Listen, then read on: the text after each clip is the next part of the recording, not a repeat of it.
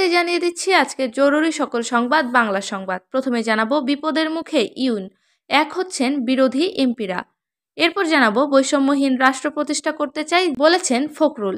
সর্বশেষ জানাবো বেইমানি করলে প্রধান উপদেষ্টাকেও ছাড় নয়, জানিয়েছেন সার্জিস আলম। এতক্ষণ শুনছিলেন শিরোনাম, বিস্তারিত থাকছে প্রতিবেদনে। দক্ষিণ কোরিয়ার রাজনৈতিক অবস্থা এত দ্রুত পরিবর্তিত হচ্ছে যে দেশটির পত্রিকাগুলো এর সঙ্গে তাল মেলাতে পারছে না। গত ৩ ডিসেম্বর রাতে দেশটির প্রেসিডেন্ট ইউন সুক ইয়োলের আকস্মিক সামরিক আইন জারির চেষ্টা এতই স্বল্পস্থায়ী ছিল যে খবরটি পত্রিকার প্রথম পাতায়ও আসতে পারেনি।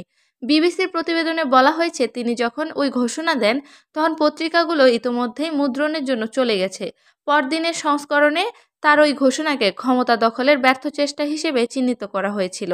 দেশটিতে পরবর্তী এক সপ্তাহ ছিল ঘটনাবহুল। এ সময় প্রেসিডেন্ট ক্ষমা প্রার্থনা করেছিলেন। আশা করা হচ্ছিল যে তিনি হয়তো অভিশংসন এড়াতে পারবেন, কিন্তু না, তিনি এখন এক উদ্ধত ও চ্যালেঞ্জ গ্রহণকারী নেতায় পরিণত হয়েছে, যদিও তার সামনে অনেক বিপদ অপেক্ষা করছে। বিবিসি বলছে, মৃত্যুদণ্ডযোগ্য অপরাধ রাষ্ট্রদ্রোহের অভিযোগে তার বিরুদ্ধে তদন্ত চলছে এবং দেশ ত্যাগের বেলায় তার প্রতি নিষেধাজ্ঞা দেওয়া হয়েছে। এই সপ্তাহের শেষে তিনি দ্বিতীয়বারের মতো অভিশংসনের ভোটের মুখোমুখি হতে যাচ্ছেন। ইতিমধ্যেই তার প্রতি দলের সমর্থনও কমে এসেছে। সেই সঙ্গে রাস্তায়ও প্রতিদিন হাজার হাজার মানুষ তার বিরুদ্ধে জোরালো আওয়াজ তুলছেন। এই সপ্তাহের শুরুতে ক্ষণিকের জন্য মনে হয়েছিল যে তিনি তার দলের সঙ্গে একটি সমঝোতায় পৌঁছেছেন, যে তিনি নিজেই পদত্যাগ করবেন। বিপরীতে তাকে ভোটাভুটি করে ক্ষমতাচ্যুত করা হবে না। কিন্তু সপ্তাহ শেষ হয়ে গেলেও প্রেসিডেন্টের এমন কোনো পরিকল্পনা লক্ষ্য করা যায়নি। বরং ধীরে ধীরে এটি স্পষ্ট হয়ে উঠেছে যে তার পদত্যাগ করার কোনো ইচ্ছা নেই। উল্টো গতকাল বৃহস্পতিবার তিনি ঘোষণা দেন, আমি শেষ পর্যন্ত লড়াই করে যাব। তিনি তার সেই ঘোষণায় মার্শাল ল জারির সিদ্ধান্তের পক্ষে সাফাই দেন। তিনি সেখানে বলেন, উত্তর কোরিয়ার পূর্ববর্তী নির্বাচনে কারচুপি হওয়ায় তিনি সংসদের নিয়ন্ত্রণ অর্জনে ব্যর্থ হন। তিনি সংসদকে দানব আখ্যা দেন এবং বিরোধী দলকে বিপজ্জনক বলে উল্লেখ করেন এবং দাবি করেন সামরিক আইন জারি করে তিনি জনগণকে এবং গণতন্ত্র রক্ষা করার চেষ্টা করেছিল। গত শনিবার ক্ষমা চাওয়ার পর এটি ছিল প্রেসিডেন্ট ইউনের প্রথম ভাষণ। তিনি বলেন, আমাকে অভিশংসন করা হোক বা তদন্তের মুখোমুখি করা হোক, আমি দৃঢ়ভাবে দাঁড়িয়ে থাকব। তিনি দাবি করেছেন যে তাকে ক্ষমতাচ্যুত করার জন্য রাজনৈতিক প্রতিদ্বন্দ্বীরা মিথ্যা উস্কানি দিচ্ছে। এদিকে সপ্তাহে পুলিশ তার কার্যালয়ে প্রমাণ সংগ্রহের জন্য অভিযান চালালেও প্রেসিডেন্ট ইউন সপ্তাহের বেশিরভাগ সময় আড়াইলেই সেই সঙ্গে জনরোষ সামাল দেওয়ার জন্য হলেও তার দল ঘোষণা করেছে যে প্রেসিডেন্ট ইউন আর কোনো সিদ্ধান্ত নিতে পারবেন না। আইন বিশেষজ্ঞরাও এ বিষয়ে একমত যে সংবিধানে এমন কোনো কিছুই নেই যা একটি সমর্থন করবে। এখন সবার প্রশ্ন হলো, এই মুহূর্তে কে দেশ পরিচালনা করছে? প্রেসিডেন্ট ইউনের সেনাবাহিনীর শীর্ষ কমান্ডাররা বলছেন, তিনি যদি আবার সামরিক আইন জারির চেষ্টা করেন তাহলে তারা সেই আদেশ অমান্য করবে। এই মুহূর্তে দেশে এমন একটা ক্ষমতাশূন্য পরিস্থিতি তৈরি হয়েছে যে দেশটি সারা বছরই উত্তর কোরিয়া ক্রমাগত হামলা হুমকির মাঝে থাকে। সোগাং বিশ্ববিদ্যালয়ের আইন অধ্যাপক লিম জি বং বলেছেন, এই অবস্থায় আইনি কোনো বন্দোবস্ত নেই। আমরা একটি বিপজ্জনক ও বিশৃঙ্খল পরিস্থিতিতে রয়েছি।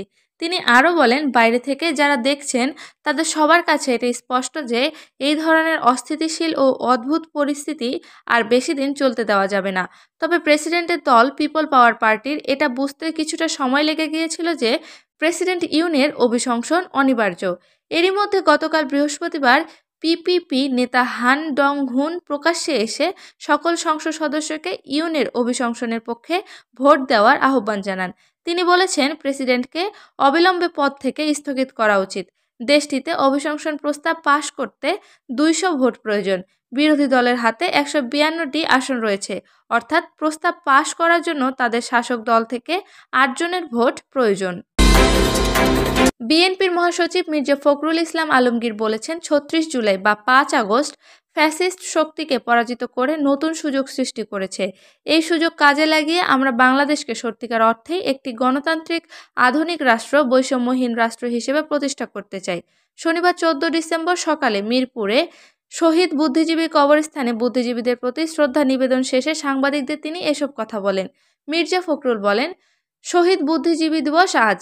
1971 সালের এই দিনে বিজয়ের পূর্ব মুহূর্তে পাক হানাদার বাহিনী বাংলাদেশের প্রথিতযশা সাংবাদিক, বুদ্ধিজীবী, অধ্যাপক, বৈজ্ঞানিক এবং সুশীল সমাজের বিশিষ্ট ব্যক্তিদের তুলে নিয়ে গিয়ে হত্যা করে।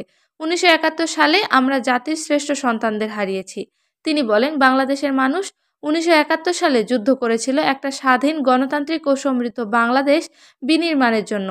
এটি হয়েছিল শহীদ প্রেসিডেন্ট জিয়াউর রহমানের মুক্তিযুদ্ধ ঘোষণার মধ্য দিয়ে।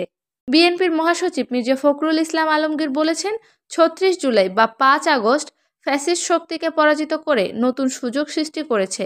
এই সুযোগ কাজে লাগিয়ে আমরা বাংলাদেশকে সত্যিকার অর্থেই একটি গণতান্ত্রিক, আধুনিক রাষ্ট্র ও বৈষম্যহীন রাষ্ট্র হিসেবে প্রতিষ্ঠা করতে চাই।